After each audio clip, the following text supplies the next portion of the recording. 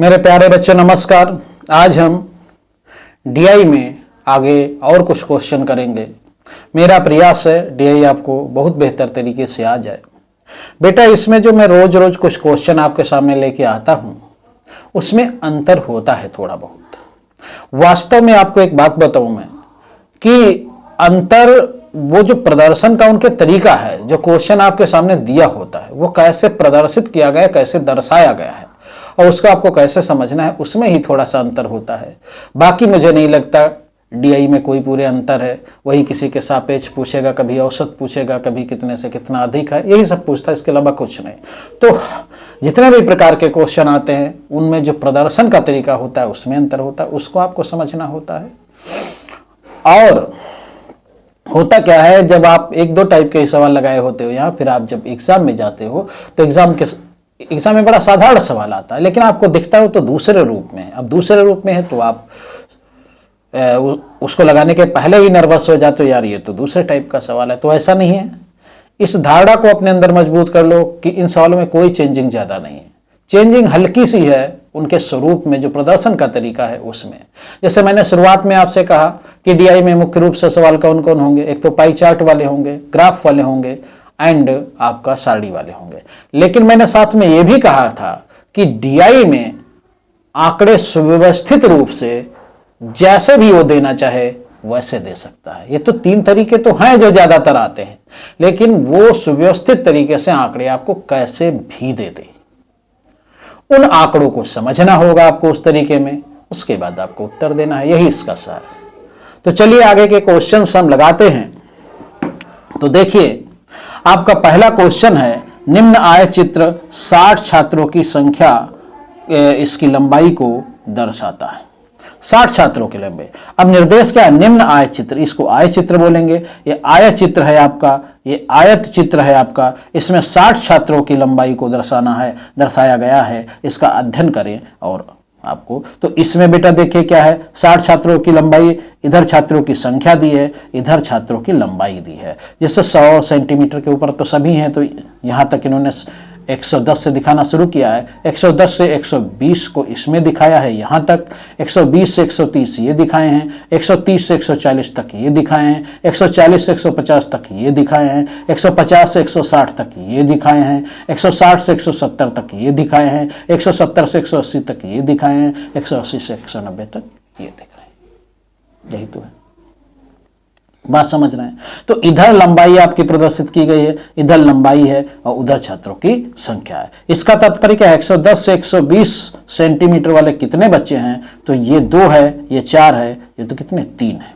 तो 110 से 120 मीटर लंबाई वाले कितने बच्चे हैं, कितने हैं 3। तो इस प्रकार से इनके प्रदर्शन का मामला। एक बात और बता दें, ये जो आपके डाट दिए हैं ये आपके सवाल को जटिल नहीं बना रहे हैं, बल्कि आपकी मदद कर रहे हैं। जैसे ये इसके सामने दिखा दिया कि 8 है, आपको अच्छे से ध्यान से नहीं देखना है। वैसे तो ध्यान रखना पड़ता है, यहाँ से ऐसे पेन रख के ले जाना पड़ता है, 8 के ही सामने है। तो ये तो आपके सवाल को सरल कर देते हैं। ये आपके इसके बीच से गया है, यानी कि एकदम स्पष्ट है, ये 8 और 6 के बीच में है, 8 एंड 6 के बीच में है, तो ये 7 मान लो, 7 ये इसके 7 हो गई। तो ये जो डाट की आपके सामने चीज, इसमें नई चीज आई है, ये आपकी हेल्प करती है, आपको जटिल सवाल नहीं बनाती है। बात समझ गए। तो क्वेश्चन करते हैं, 150 सेंटीमीटर से अधिक लंबाई वाले छात्रों की संख्या। 150 सेंटीमीटर से अधिक लंबाई वाले छात्रों की संख्या। तो 150 सेंटीमीटर से अधिक लंबाई वाले छात्रों की संख्या बेटा, 150 सेंटीमीटर से अधिक कौन होंगे, 150 से 160 के बीच में आएंगे। बात समझ रहे हैं, 150 से अधिक, तो इसका तात्पर्य यहां से 150 शुरू हुआ और 160, 150 से 160 इसमें आएगा। तो इनकी बेटा संख्या कितनी है, तो इसमें अगर देखा जाए 150 से, हाँ 150 सेंटीमीटर लंबाई से अधिक, तो यहां तक तो 150 तक के रहे, और इसके इधर वाले सब क्या हैं, 150 से अधिक हैं। तो इसमें 150 से 160 वाले भी 150 से ज्यादा होंगे, जिसकी लंबाई 160 से 170 के बीच में वो भी ज्यादा होगा, 170 से 180 वाला भी ज्यादा होगा, और 180 से 190 वाला भी ज्यादा होगा। उसने कहा है 150 सेंटीमीटर से अधिक लंबाई वाले छात्रों की संख्या। तो इसमें बेटा कौन कौन आएगा, ये आपका इसकी संख्या कितनी, ये आपकी 25 है पूरी, देखिए बेटा 25 है, ये 25 है, और ये आपकी 7 है, तो 2507, 2507 ही तो है बेटा, 25 7 हो गया 32, और फिर आपकी ये है आपकी 4, तो 32 4 36, और ये 2 है 38, तो टोटल कितने हुए 38 सॉरी, तो 38 हुए। तो ये आपका क्वेश्चन। और जैसा मैं आपको कहता रहता हूँ, वैसे तो पूरी मौखिक गणित ही लगती है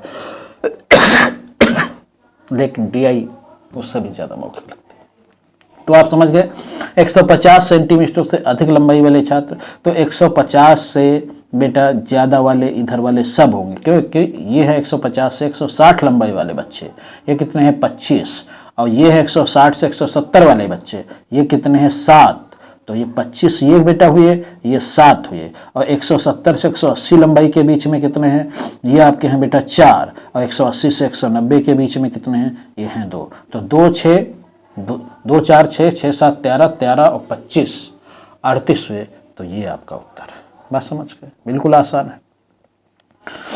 वास्तव में पढ़ाई में कोई चीज़ कठिन है ही नहीं, अगर आप बहुत अच्छे से किसी चीज़ को विधिवत समझ के पढ़ें तो। रटोगे तो उसमें बेटा सफलता नहीं पाओगे। 2 दिन के 4 दिन के लिए कोई सवाल आपको अच्छा लग जाएगा, उसके बाद आपकी पूरी गणित में हेल्प नहीं करेगा वो। तो 130 से 150 सेंटीमीटर के बीच लंबाई वाले छात्रों की संख्या आपकी बेटा पूछा है 130 से 150 सेंटीमीटर के बीच, तो 130 से 150 के बीच बेटा कौन आएगा, 130 से 150 के बीच यही तो आएंगे।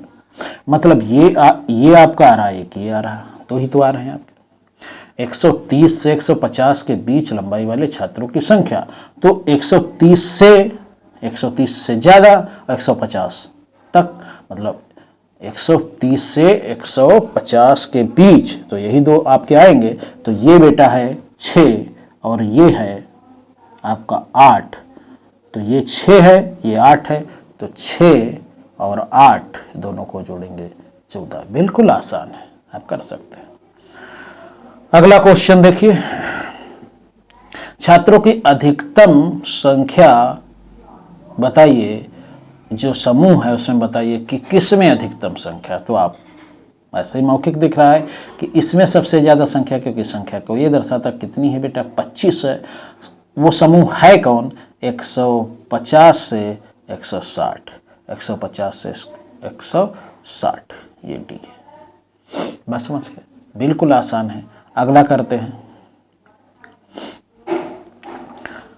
दंड ग्राफ किसी छात्र द्वारा एक परीक्षा में प्रत्येक विषय में आपके 100 अंकों से प्राप्त अंक दर्शाता है।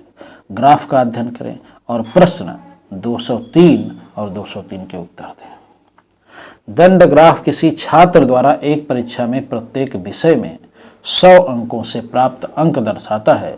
ग्राफ का अध्ययन करें और प्रश्न 203 और 203 के उत्तर दें। दंड ग्राफ किसी छात्र द्वारा एक परीक्षा में प्रत्येक विषय में 100 अंकों से प्राप्त अंक दर्शाता है। ये अगला सवाल है, देखिए इसमें क्या है। ये तो आपके हो गए बेटा दोनों, ये हो गया, ये हो गया, ये हो गया, सब हो गया।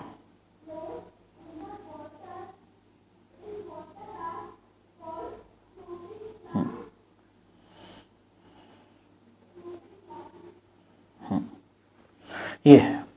अगला सवाल है, दंड ग्राफ किसी छात्र द्वारा एक परीक्षा में प्रत्येक विषय में 100 अंकों से प्राप्त अंक दर्शाता है। 100 अंकों से प्राप्त अंक दर्शाता है, 100 अंकों से प्राप्त मतलब 100 में से अंक मिल रहे हैं। ग्राफ का अध्ययन करें और प्रश्न 203 और 202 203 के उत्तर दीजिए। गणित और इतिहास के अंकों का अनुपात, गणित और इतिहास के अंकों का अनुपात। गणित का 80 है, इतिहास का 60। अनुपात बताना है बेटा। अनुपात में ध्यान ये रखा जाता है, जिसको पहले बोले वो पहले लिखो, बाद में बोले वो बाद में लिखो। तो गणित में कितने अंक हैं, सीधे दिख रहा अंक कितने, 80 हैं।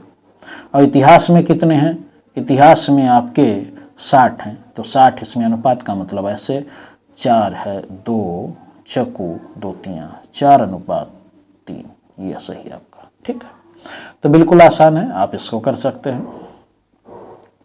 हिंदी और अंग्रेजी के औसत अंक हैं। औसत अंक का मतलब आप समझते हैं, हिंदी और अंग्रेजी के जोड़िए, दोनों को बराबर बराबर बांट दीजिए। तो हिंदी और अंग्रेजी पकड़िए जल्दी से, हिंदी ये, अंग्रेजी ये। हिंदी और अंग्रेजी के औसत अंक है, तो हिंदी में कितने बेटा 70 हैं और अंग्रेजी में कितने हैं 40 हैं। दोनों को जोड़िए तो 70 और 40 जोड़ा कितना हो गया 110, और उसको कितने से भाग दे दें 2 दे दें तो औसत कितना आया 55 आया, हो गया। तो बिल्कुल आसान है। अगला सवाल देखें, छात्रों के गणित में प्राप्त अंकों को दर्शाने वाले निम्नलिखित आयतचित्र का अध्ययन करें और निम्नलिखित प्रश्नों के उत्तर दें। देखिए एक सवाल और आपके सामने है, इसमें भी आपको अलग टाइप का चित्र है, बल्कि अलग टाइप का नहीं, आपकी हेल्प करेंगे। ये जो डॉट डॉट वाली रेखाएं हैं ये आपकी हेल्प करेंगी, या आपको चित्र को देखने में हेल्प करती हैं कि भैया यहाँ 50 है या आपका 40 है, तो ये आपको बहुत जल्दी कर देती चीज़ों को। छात्रों के गणित में प्राप्त अंकों 50 में से, कितने में से 50 में से को दर्शाने वाले निम्नलिखित आयतचित्र का अध्ययन करें और निम्नलिखित प्रश्नों के उत्तर दें। यदि गणित में उत्तरांक, ये बेटा 30 है, यहाँ 31 नहीं 30 है, 30 है। गणित में उत्तरांक 30 हो तो गणित में फेल हुए छात्रों की संख्या क्या है? गणित में उत्तरांक कितना है 30 है। ये बेटा 30 क्या है? उत्तीर्णांक है। इधर ये अंक है बेटा गणित में, और ये है छात्रों की संख्या। तो आप बात को समझो, यदि गणित में उत्तीर्ण अंक 30 हो तो गणित में फेल हुए छात्रों की संख्या क्या है? उत्तीर्ण अंक मतलब 30 से ऊपर जिसके होंगे या नंबर 30 होंगे तो उत्तीर्ण होगा। तो फेल हुए, तो अब सोचो 30 के नीचे कितने हैं? 25 से 30 वाले यही तो हैं। 25 के नीचे तो इस चित्र में किसी के मिले ही नहीं, तो 25 से 30 के बीच में देखो बेटा, 25 से 30 के बीच में यही तो है। ये कितने हैं? 15 बच्चे हैं। तो 15 बच्चे फेल हुए, तो कितने फेल हुए? फेल हुए 15 बच्चे। सवाल आपका लग गया। चित्र को समझ लें। ये छात्रों की बेटा संख्या है 5, 10, 25, 10, 15, 20, 25 से आपका 50। इधर आपके क्या है? 0 से 5 अंक है, और ये आपके 5 से 10 अंक वाले हैं, ये 10 से 15 अंक वाले हैं, 15 से 20 अंक वाले हैं, 20 से 25। तो यहाँ जो भी लड़के आपके दिखाए गए हैं सब 25 के ऊपर अंक वाले लड़के। तो 25 से 30 कितने अंक लड़के पाए हैं? 15 पाए हैं। एंड 30 से 35 कितने पाए हैं? 20 पाए हैं। 35 से 40 कितने पाए हैं? 40 पाए हैं। 40 से 45 कितने पाए हैं? 50 पाए हैं। 45 से 50 कितने पाए हैं? इतने पाए हैं। ठीक। अब अगला सवाल देखें, तो हो गया। अगला सवाल देखें, इसमें कक्षा में छात्रों की टोटल संख्या बताइए। टोटल संख्या देखिए, हिसाब लगा लीजिए। टोटल 25 से 30 पाए हैं, सब भाई दिए हैं, तो ये तो आपके 15 हैं। और इसमें कितने पाए हैं? 30 से 35 तक 20 पाए हैं, तो ये 20 हो गए। और 35 से 40 कितने पाए हैं? भाई 40 पाए हैं। और 40 से 45 कितने पाए हैं? भाई इतने 50 पाए हैं। तो टोटल कितने बच्चे हुए? 50, 40, 90, 110, 100 कुछ छूट रहे हैं, हाँ ये भी छूट रहे हैं, ये आपके 10 बच्चे। तो अब टोटल देखिए कितने बेटा हो गए? 50, 60, 100, 100, 15, 20, 135। बात समझ में? कक्षा में छात्रों की कुल संख्या, क्योंकि कुल संख्या तो बच्चों की दिखाई गई है, तो इतनी है, कितने? 135। और एक चीज़ आपको और समझा दें, ऐसी संख्याएं आपका क्योंकि एग्जाम में एक ही चित्र होगा, ये हर क्वेश्चन के सामने चित्र नहीं होगा, एक ही क्वेश्चन होगा, तो अच्छे से ये सब चीज़ें लिख दिया कीजिए। कहीं आप लिख दीजिए टोटल बच्चे कितने? 135। तो अगर किसी दूसरे क्वेश्चन में जरूरत पड़े 135 के, तो आप उसको गिनना आपको ना पड़े। तो ये थोड़ी चीज़ें होती हैं, धीरे धीरे आप सीख जाएंगे जब करेंगे। अगला है, उत्तीर्ण हुए छात्रों की संख्या बताइए। उत्तीर्ण होने के लिए 30 इतने अंक अनिवार्य हैं। उत्तीर्ण होने वाले छात्रों की संख्या प्रतिशत में बताइए। तो प्रतिशत किसके सापेक्ष होगा? टोटल के सापेक्ष। तो टोटल कहाँ जाएगा? नीचे जाएगा। तो 135 तो नीचे रहेगा। टोटल आपको पता है, अभी आपने निकाला है। ये देखिए टोटल आपने निकाला 135। सॉरी।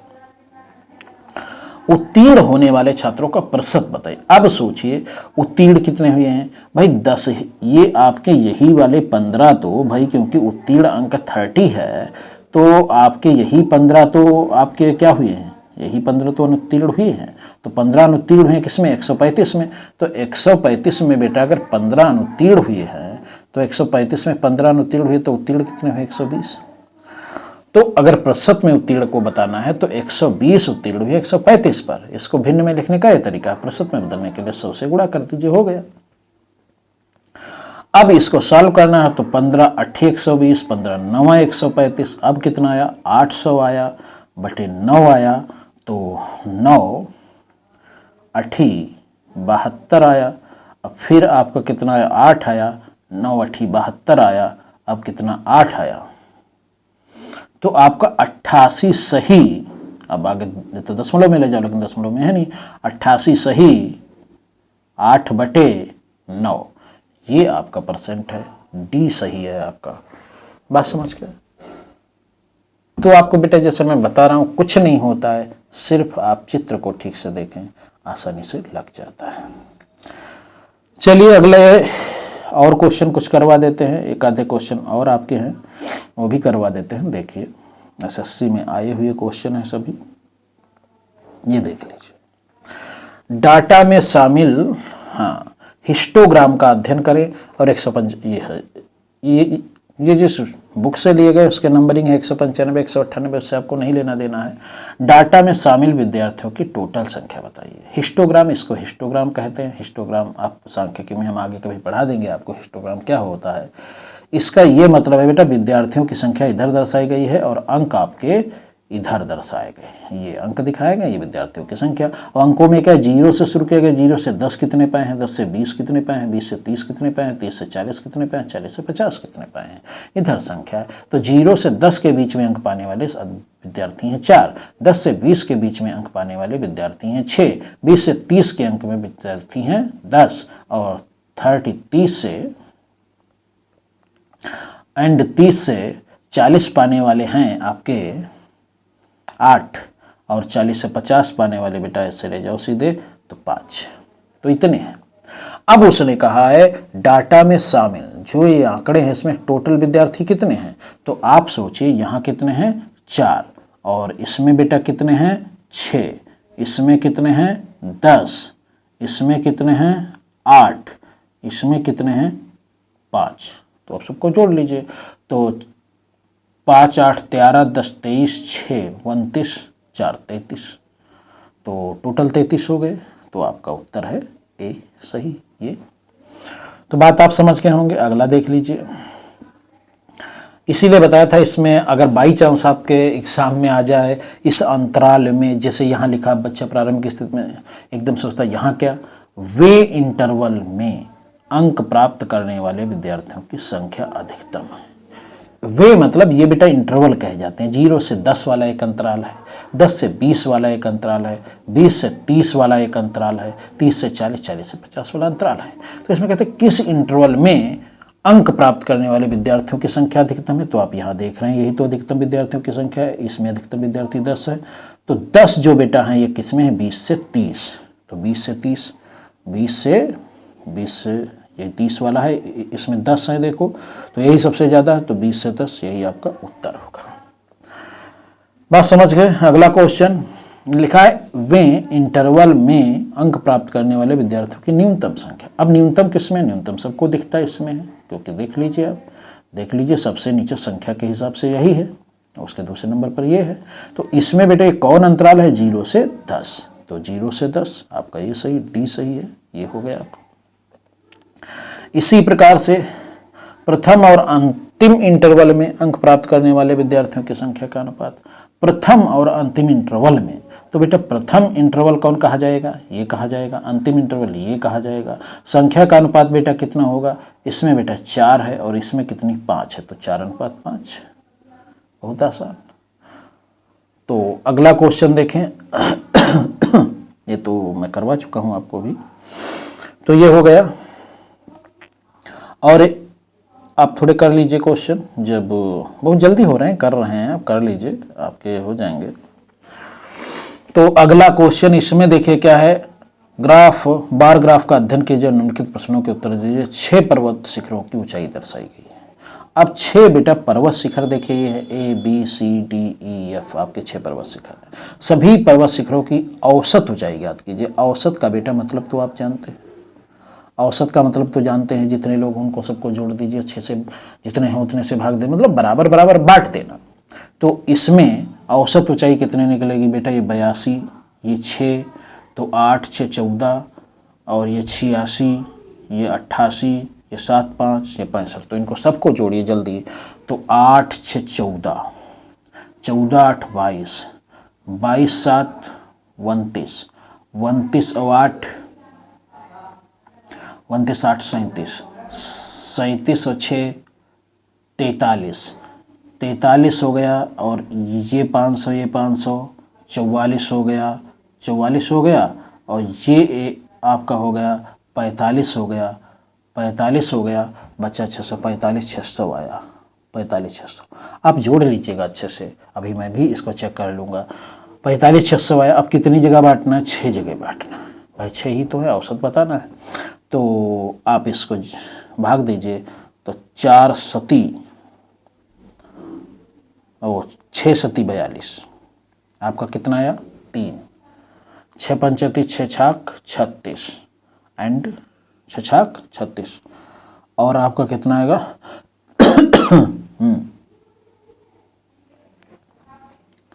बेटा कोई गलती मुझसे लग रहा हो गई है, इतना तो आएगा, और एक जीरो शायद इसमें और बढ़ेगा, क्योंकि ये जीरो सब में है, हाँ जीरो सब में और बढ़ेगा, तो 7 6 एंड डबल 0, ये हो गया।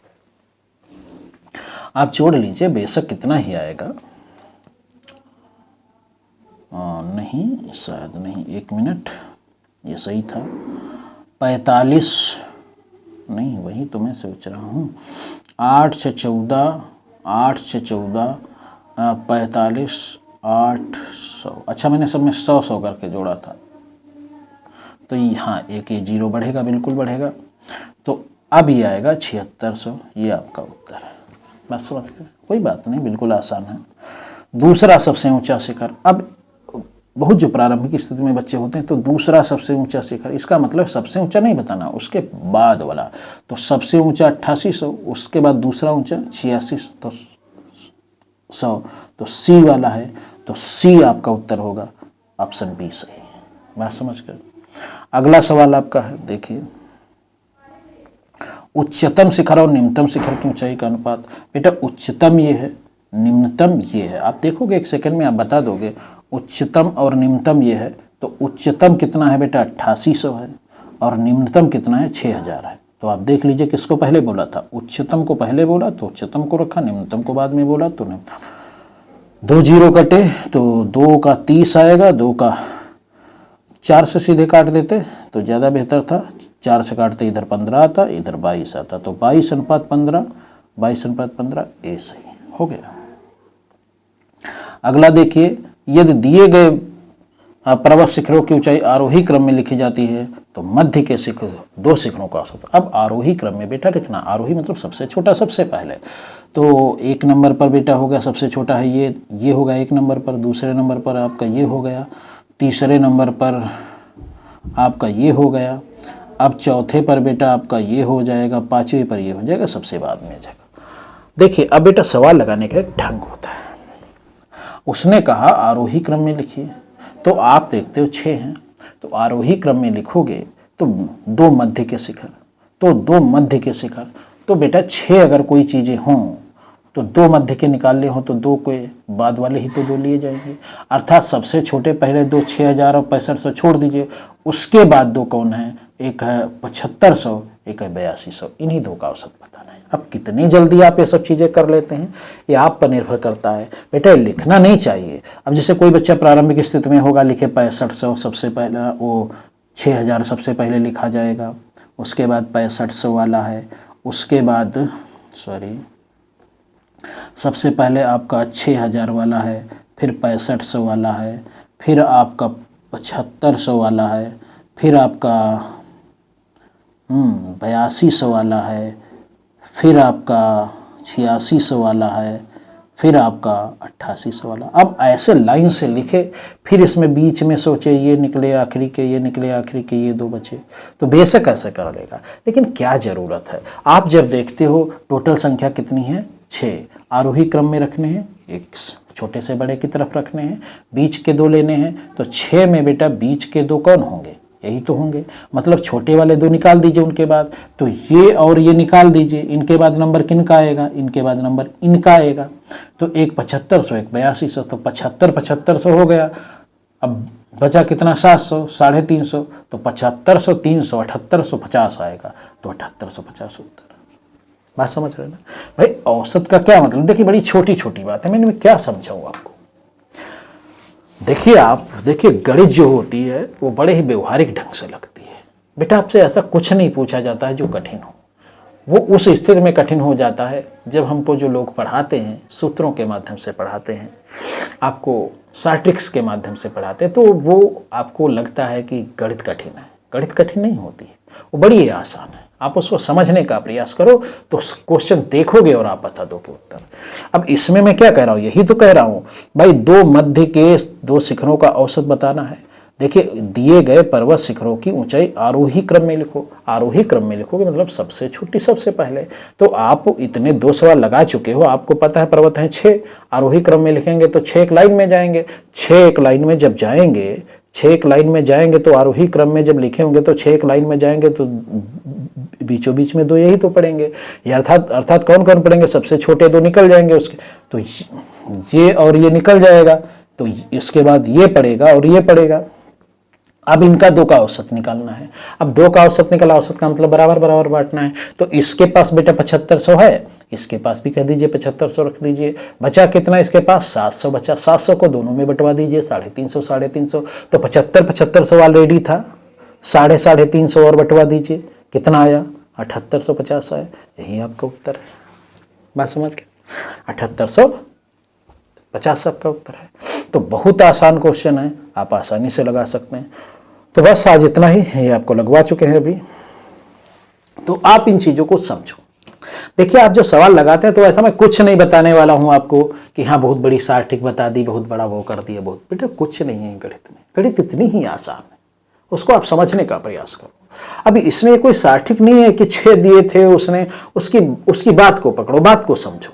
जैसे आप अपने दैनिक जीवन में सामने वाले से किसी से बात करते हो, वो कितनी ही जटिल बात करता है, कितनी ही संवेदना से भरी बात करता है। दुखों में आप देखिए उसको भी आप डील कर लेते हो, कहीं आप कितनी राजनीति वाली बात होती वहाँ भी डील कर लेते हो चीज़ों को, तो यहाँ क्यों नहीं। तो उसकी बात को समझिए, वो जिस हिसाब से बोले आपसे। उसने कहा आरोही क्रम में, तो ठीक आरोही क्रम हम समझते हैं। उसने कहा मध्य के 2, तो हम समझ गए 6 है आरोही क्रम में, मध्य के 2 निकाल के बाद वाले 2 होंगे, मतलब 2 छोटे वाले निकाल दीजिए, उसके बाद अगले जो 2 है वही मध्य वाले 2 होंगे। अब उनका औसत बताना है, तो उनका औसत बताने के लिए मतलब औसत का मतलब दोनों को बराबर बराबर कर देना जितना हो। तो एक के पास 7500, एक के पास 8200, तो आप 7500 8200 को बराबर बराबर करेंगे तो जोड़ने का क्या मतलब है। 7500 उसके पास है, 8200 वाले से कहिए आप भी भैया 7500 रखे रहिए, तो 7500 दोनों के पास हो गए। अब 8200 था, 700 फालतू था, दोनों में बंटवा दीजिए, 350 आएगा, तो 7500 350 7800 हो गया आपका उत्तर। तो इस प्रकार से आप लगाइए, बड़ी आसानी से सभी क्वेश्चन लग जाएंगे। तो बेटा ईमानदारी से पढ़िए, और आप जब सीखते हुए चीज़ों को चलेंगे तो बहुत आसान आपके लिए चीज़ें हो जाएंगी, आपके लिए पूरी गणित ही ऐसे हो जाएगी। और अगर आपको प्रतिशत या इनमें समय अभी कोई दिक्कत है तो आप जाइए यूट्यूब की प्लेलिस्ट में जाइए मेरे, और वहाँ section A, section B, section C wise है, वहाँ से आप प्रतिशत अनुपात सब पढ़ लीजिए अच्छे से। तो चलिए आप अच्छी से मेहनत कीजिए, आप समय बहुत प्रतिभा है, आप अपने को पहचानो, लेकिन समय दीजिए। 7-8 घंटे जरूर पढ़ो, मैं तो कहता हूँ 10-12 घंटे रोज पढ़ो। और जब आप ठीक से पढ़ने लगोगे तो आपको कुछ नहीं लगेगा, तो पढ़ाई बोझ नहीं लगेगी, पढ़ाई में मजा आएगा। आप कहोगे और पढ़ें और ये सीख लें, ऐसे होता है, आप कर लोगे। तो बस आज इतना ही। जय हिंद, जय भारत।